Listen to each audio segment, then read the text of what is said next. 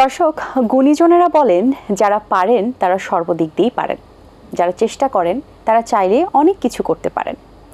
আজ আমাদের মাঝে যিনি উপস্থিত রয়েছেন তিনি অত্যন্ত গুণী একজন ব্যক্তিত্বের মানুষ। তার প্রত্যেকটা কাজে এত দক্ষতার সাথে তিনি করেন, প্রত্যেকটা কাজেই মনে হয় এত পারফেক্টলি কিভাবে হয়। তিনি তার কাজ দিয়ে দর্শকদের মন সর্বসময় জয় করে এসেছেন। আমাদের মাঝে আপনার আমার সকলের খুব পছন্দের একজন মানুষ উপস্থিত রয়েছেন। তিনি একাধারে অভিনেত্রী, সেই সাথে নৃত্যশিল্পী এবং সেই সাথে মডেল, এবং আরেকটি পরিচয় রয়েছে যেটি তিনি এখন খুব দক্ষতার সাথে কাজ করছেন, সেটি হচ্ছে গ্লেনরিচ ইন্টারন্যাশনাল স্কুলের নৃত্য প্রশিক্ষক। আমাদের মাঝে উপস্থিত রয়েছেন চাঁদনী। শুভ সকাল আপু, কেমন আছেন? আমি ভালো, আপনি কেমন আছেন? আমি অনেক ভালো আছি। আপনাকে পেয়ে অনেক বেশি ভালো লাগছে, কারণ আপনাকে পেলাম অনেকটা দিন পরে। আপনি এত সুন্দরভাবে সবসময় নিজেকে রিপ্রেজেন্ট করেছেন দর্শকদের মাঝে, এবং আপনাকে প্রতিনিয়ত দেখে এসেছি। এখন আপনার কাজ দেখছি চমৎকার লাগছে। তো শুরুর জার্নি থেকে শুরু করে আপু এখন পর্যন্ত এই যে আমাদের মাঝে আসা, সব কিছু মিলিয়ে আপনার জীবনের প্রাপ্তি এবং পুরো জার্নিটা কেমন? আমার আসলে শুরু নৃত্যের কথা বললে, যখন আমি 3 বছর বয়স ছিলাম তখন আমি বুলবুল ললিত কলা একাডেমি ধানমন্ডি শাখাতে ভর্তি হই। সবচেয়ে মজার বিষয়, আমার একাডেমি ব্যাকগ্রাউন্ড যেটা, তার থেকে 2 দিন বেশি বয়স আমার নৃত্যের। কারণ মানে শুক্রবার দিন আমি নৃত্যে ভর্তি হই, রবিবার দিন আমি লেখাপড়ায় সরে শুরু করেছি। আচ্ছা, এখান থেকে আমার যাত্রা শুরু। এছাড়া আমি শিশু একাডেমিতেও কোর্স করেছি। আর আমার গুরু ছিলেন প্রয়াত কার্তিক সিনহা, তিনি হচ্ছেন মণিপুরী গুরু নৃত্যের। কথকে ছিলেন অনুপ দাস, উনিও প্রয়াত। তারপরে শিবলি স্যার, শিবলি মোহাম্মদ অনিতা আছেন, রাইজা খানম ঝুনু আন্টি, এরপরে সোহেল রহমান। এই যে প্রাপ্তির জায়গাটা এবং তাদের কাছ থেকে যে শেখার যে একটা ব্যাপার, এই ব্যাপারটা আপনাকে কতটুকু ইন্সপায়ার করেছে, এবং এই শেখার যে জার্নিটা, এটা একটা শিল্পীর জন্য কতটুকু ইন্সপায়ার্ড? আসলে কি, এই যে নৃত্য শেখা বা সঙ্গীত শেখা, মানে এটা কিন্তু একটা শিল্প। এটা কিন্তু অনেকে বলে যেটা প্রতিভা থাকলে হয়, কিন্তু আমি মনে করি প্রতিভা থাকলে তো হবেই, কিন্তু কেউ যদি চেষ্টা করে, নিজের আত্মপ্রকাশ করতে চায়, যদি সেটা সাধনা করে না, এটা কিন্তু অটোমেটিকলি বেরিয়ে আসবে। রাইট। হ্যাঁ, তো ওই জায়গা থেকে বলবো যে আমি ছোটবেলায় যখন নাচ শিখেছি, আমার এই আত্মপ্রকাশ বা আমার ব্যক্তিত্ব হিসেবে যে উঠে আসা, সেটা কিন্তু সাধনা, আমার মায়ের ধৈর্য, এবং যেটা হচ্ছে গুরুদের ভালোবাসা এবং তালিম।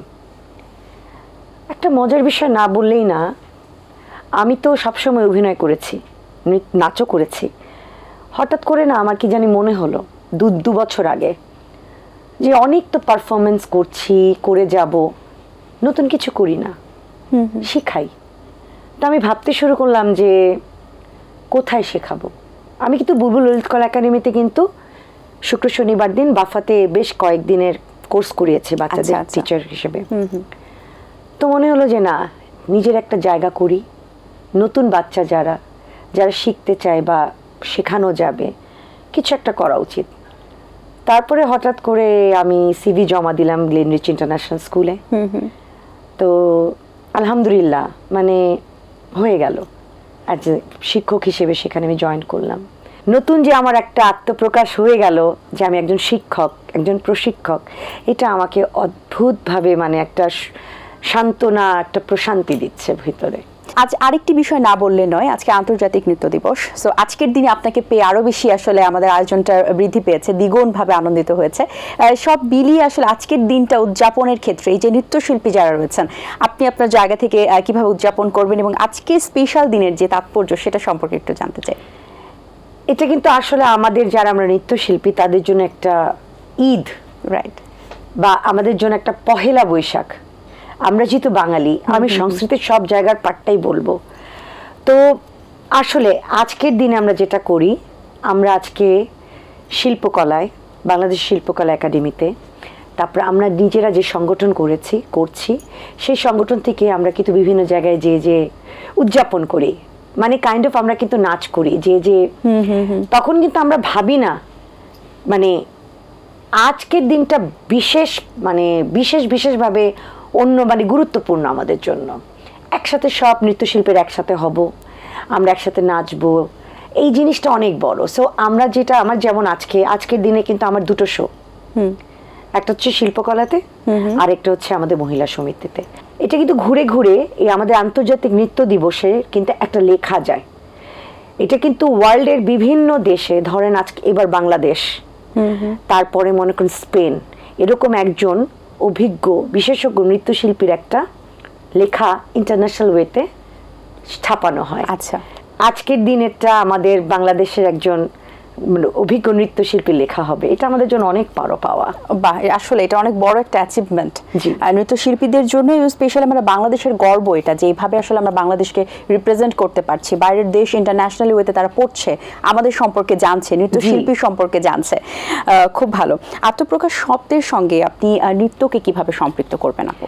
আমি কিছু করি না, হ্যাঁ, আমি বাসায় বসে আছি, লেখাপড়া করছি, কিন্তু তার সাথে যদি একটা শিল্প মানে যুক্ত করে দেওয়া যায়, তাহলে কিন্তু অটোমেটিকলি একটা মানুষ, একটা ব্যক্তিত্ব পরিপূর্ণ হয়ে ওঠে।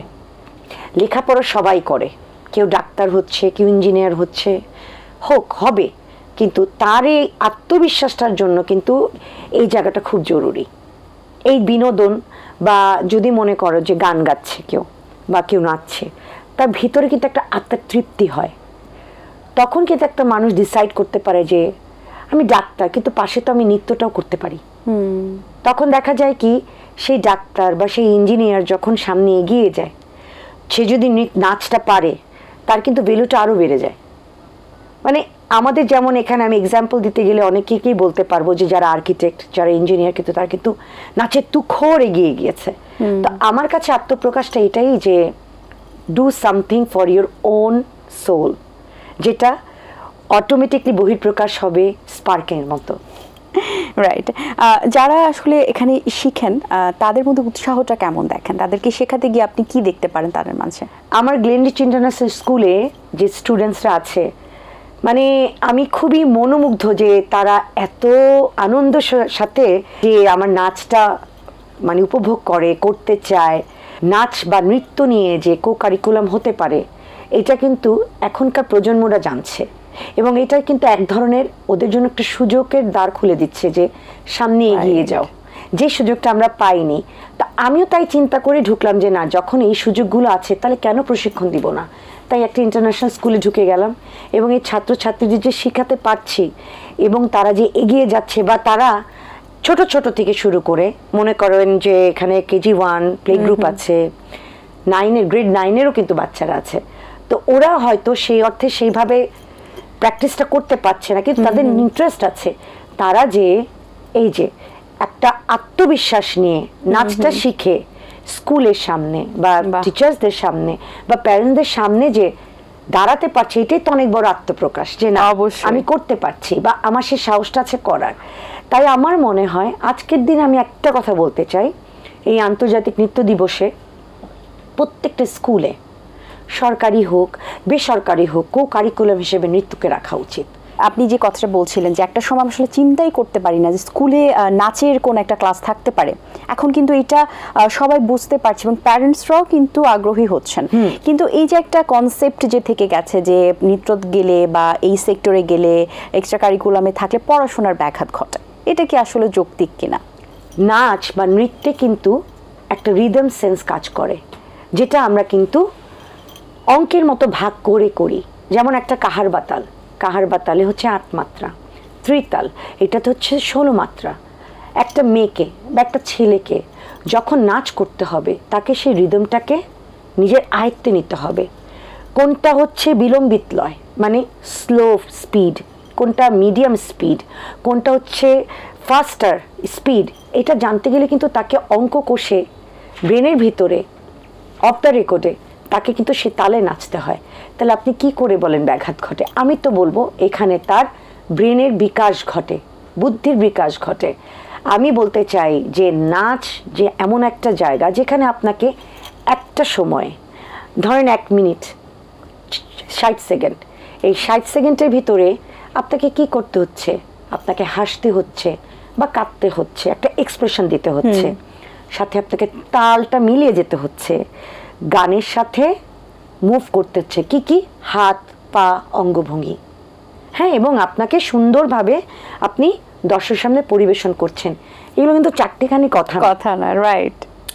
আপনি যখন মনে করেন যে যারা বলছে যে নাচ ব্যাঘাত ঘটে বা কোনো কারিকুলাম ব্যাঘাত ঘটে, আমি বলবো না। কেন না?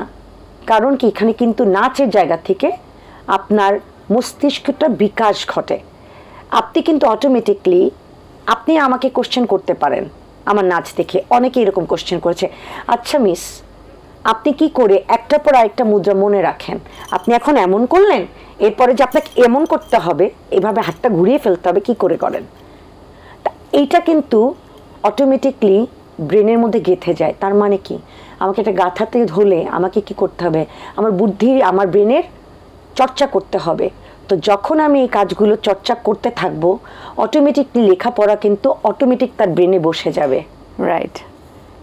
তখন এখন আমার ছাত্রছাত্রীরা মাঝে মাঝে বলে, মিস আপনি যেটা বলেছেন এটা ঠিক। আমি জিজ্ঞেস করেছি কি ঠিক? বলে মিস আমরা এখন চোখে লেখা পড়তে পারি। মানে পড়তে গেলে মানে যেটা পড়লো এক্সামে কিন্তু ওটা ওরা ইজিলি আয়ত্তে করতে পারে, ব্রেনটা অ্যাক্টিভিটিটা অনেক সুন্দরভাবে হয়। তা আমার মনে হয় যে যারা বলছেন তাদের উদ্দেশ্যে বলতে চাই যে হতে পারে মত দ্বিমতের বিষয়, কিন্তু আপনি যদি চান আপনি এটাকে একটু মানে পরীক্ষামূলকভাবে করে দেখতে পারেন যে নাচটা আসলে কি ব্যাঘাত ঘটে কিনা। আমি মনে করবো যে কোনো কিছুই অতিরিক্ত ঠিক না, তাহলে তো ব্যাঘাত ঘটবেই। অতিরিক্ত মোবাইল দেখাটাও ঠিক না, লেখাপড়ার ব্যাঘাত ঘটে। অনেকে তো গেমস খেলে, তাহলে এটা তো ব্যাঘাত ঘটছে। কিন্তু নাচ বা নৃত্যতে যদি আপনারা দেন, তাহলে দেখা যাবে কি যে ওই যে সময়টুকু ছেলেটা বা মেয়েটা মোবাইল টিপছে বা অন্য কিছু দেখছে, সার্চ করছে, ওই জায়গাটা কমিয়ে এনে দেখা গেল সে যদি নৃত্যতে মনোনিবেশটা দেয়, তার কিন্তু সব দিক দিয়ে একটা পজিটিভ দিক চলে আসবে। Right, right. তাই আমার মনে হয় যে প্রত্যেকটা বাচ্চার কোনো না কোনো শিল্পের সাথে জড়িত থাকা উচিত। আমরা যতদূর জানি গুনগুন করে আপনি গান গান, আমরা কি আপনার কাছ থেকে দুটো লাইন গানের, যে কোনো গান এই মুহূর্তে যে গান মনে পড়ছে, আজকে নৃত্য দিবস, সো সেই উপলক্ষে যদি দুটো গান আমাদেরকে শোনাতেন। আমার গলা আজকে বসা, একদম সবাই বুঝতে পারছে, কোনো সমস্যা নেই। যেটা করতে পারি, আপনি গান গাবেন, আমি বসে এখানে কয়েকটা মুদ্রা করে দিতে পারি নাচে, যেহেতু আজকে আন্তর্জাতিক নৃত্য দিবস। ঠিক আছে, আমি তাহলে আপু গাইছি আর আপনি সেই সাথে সুন্দরভাবে এক্সপ্রেশন দিতে থাকেন। Okay fine. আমি আপনাকে দেখে আসলে আমার একটা গান খুব গুনগুন করে মনে আমি বাজছিল যে দুটি মন আর নেই দুজনার, তো এই গানটি আমি গাইছি। দুটি মন আর নেই দুজনার, রাত বলি আমি সাথে হব যে, ফাগুনে রাতে আমি রূপ কথা হয়ে কাছে রব যে, দুটি মন আর নেই দুজনার। বাবা বাবা, এত সুন্দর এক্সপ্রেশন আপু। এখন আপনি তো আপনার জীবনে যেভাবে এত সুন্দর করে কথা বলেন এবং আপনার প্রত্যেকটা কথাই কিন্তু ইন্সপায়ার হওয়ার মতো, যেমন আপনি বই নিয়ে এই যে পড়ার একটা ব্যাঘাতের কথা নিয়ে বলছিলেন, আপনার লাইফ স্টোরি নিয়ে বলছিলেন, প্রত্যেকটা ঘটনা থেকে কিন্তু মানুষ ইন্সপায়ার হয়। আপনার জীবনে এমন কোনো ঘটনা আছে যেটা থেকে আপনার শিক্ষার্থীরা ইন্সপায়ার হয়েছে বা আপনার পরিচিত কেউ ইন্সপায়ার হয়েছে এবং তার জীবনের টার্নিং পয়েন্টটা সে বুঝতে পেরেছে? তো যেটা হয়েছে, একটা ছেলে, সে আসলে গল্পের মতো, সে নাচ পছন্দ করে না, সে ফুটবল পছন্দ করে না, সে লেখাপড়া পছন্দ করে না, সে কিছুই পছন্দ করে না। সে একজনকে বিরক্ত করে, ওকে বিরক্ত করে, এরকম জিনিস করতে থাকে। একটা সময় দেখলাম ওই ছেলেটা হঠাৎ একা একা হাঁটছে, হাঁটার ভিতরে ও না কিভাবে জানি দুটো পা পিছালো। আচ্ছা, এটা দেখার পরে আমি ফলো করলাম যে সামথিং ইজ রং, কিছু একটা তো আছে। তো আমার যেটা হয় যে প্রত্যেকটা গ্রেডের প্রত্যেকটা সেকশনের সপ্তাহে একটা করে ক্লাস হয়। তো যখন তার সেকশনে আমার ক্লাসটা হলো, সেদিন আমি ক্লাস ইচ্ছে করে সবাইকে বললাম যে আজকে আমি কোনো ক্লাস নিব না, আজকে ফ্রি ডান্স হবে, যে যার মতো নাচবে। কারণ তাকে আমরা কোনোভাবে বেঁধে কোনো লেখাপড়া বা কিছুতেই মন বসাতে পারছি না, ছোট বাচ্চা তো যা হয়। তো একজন ওরকম নাচে, একজন ওরকম নাচে। তো হঠাৎ সে উঠে করলো কি মাইকেল জ্যাকসনের মতো মনুয়াক দুটা এমন করলো। তো এটা দেখার পরে সব ছেলে মেয়েরা খুব খুশি, কিভাবে করলে। তো ওর ভিতরে যে প্রতিভাটা আছে, আলাদা আগ্রহ হলো নাচের প্রতি, এবং তারপর থেকে যে ওর যে বন্ধুর অভাব হলো না, এটা কিন্তু আমি ফলো করলাম। এরপরে যেটা হলো, আমি ওকে আরো বেশি সুযোগ দেওয়া শুরু করলাম। মানে আমি 2-3টা ক্লাসেই সবাইকে বলতাম ইচ্ছা করে যে আজকে কিন্তু আবার হবে, কি হবে, হ্যাঁ free dance class miss yes. এভাবে করতে করতে ওকে আস্তে আস্তে না আমি করলাম কি মধ্যমণি করে ফেললাম সেই সেকশনটাতে। তো যেটা হলো ওরও বন্ধু বেড়ে গেল, ওর সেকশনে সে অনেক বড়, মানে ওর অনেক ফ্যানও হয়ে গেল, এবং যে বাচ্চাটার বন্ধু ছিল না বা যে বাচ্চাটা সুযোগ পেত না বা অবহেলা করত, কি কারণে করতো আমরা তো জানতাম না, সে কিন্তু একটা নতুন একটা দ্বার খুলে দিয়েছে। এবং মজার বিষয় হচ্ছে যে সেই ছেলেটা এখন নিয়মিত আমার এখানে নাচ করছে। আর যে জায়গায় মানুষ মনে করে যে ছেলেরা নাচতে পারে না বা ছেলেদের নাচের জন্য জায়গা না, কিন্তু আসলে সে যে অদ্ভুত সুন্দর নাচে, সে যে তার ভিতরে যে একটা প্রতিভা লুকানো ছিল, এইটাই তো আত্মপ্রকাশ করা। এবং আমি মনে করি প্রত্যেকটা শিক্ষককে, যে যার সেক্টরে থাকুক না কেন, নিজের মতো করে যদি বাচ্চাদের ভিতর থেকে তাদের যে স্পার্কিং বিষয়টাকে বের করে আনাই হচ্ছে আমাদের কাজ। তা আমি সো হ্যাপি যে এখন সে নাচ ভালোবাসে, তার অনেক বন্ধু হয়েছে, এবং সবচেয়ে মজার বিষয় তার লেখাপড়াতে মন দিচ্ছে।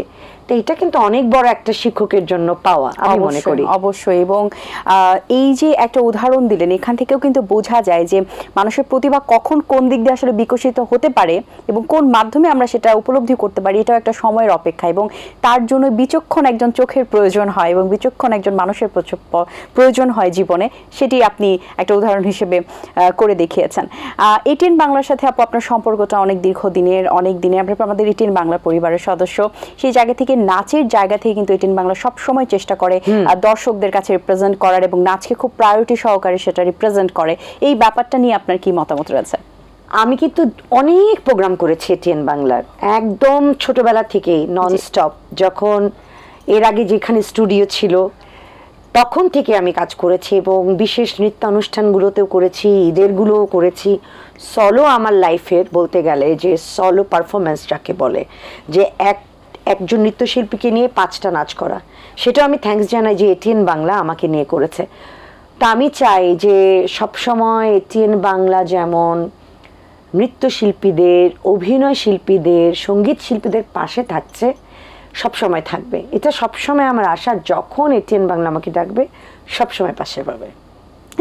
অসংখ্য ধন্যবাদ আপু আপনাকে। আপনার সাথে কথা বলে সময় কাটিয়ে অনেক অনেক অনেক বেশি ভালো লেগেছে। গল্পে আড্ডায় সময় শেষ, এটাতে একটু আফসোস হচ্ছে, কিন্তু আরেকটু সময় থাকতে পারতাম, কারণ আপনার পুরো দিনে আজকে ব্যস্ততা রয়েছে।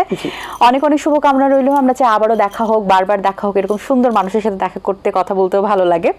ভালো থাকবেন আপু সবসময়। আবার অসংখ্য ধন্যবাদ। ধন্যবাদ তোমাকেও। দর্শক, আশা করছি আজকের এই আয়োজন আপনাদের ভালো লেগেছে। আজ এই পর্যন্তই। আপনাদের সঙ্গে দেখা হবে আগামী পর্বে নতুন কারোর সঙ্গে। সেই পর্যন্ত ভালো থাকুন, সুস্থ থাকুন এবং এটিএন বাংলার সাথেই থাকুন। আল্লাহ হাফেজ। দিন আসে দিন যায়, সময়টা চলে যায়, তবু আছি এই বেশ ভালো। জীবনটা রঙময়, যেভাবেই হওয়া চাই, নয় কবু সাদা কালো। এই আশাতে স্বপ্ন ভাসে, সুখ হাসে চোখে মুখে, চায়ের চুমুকে।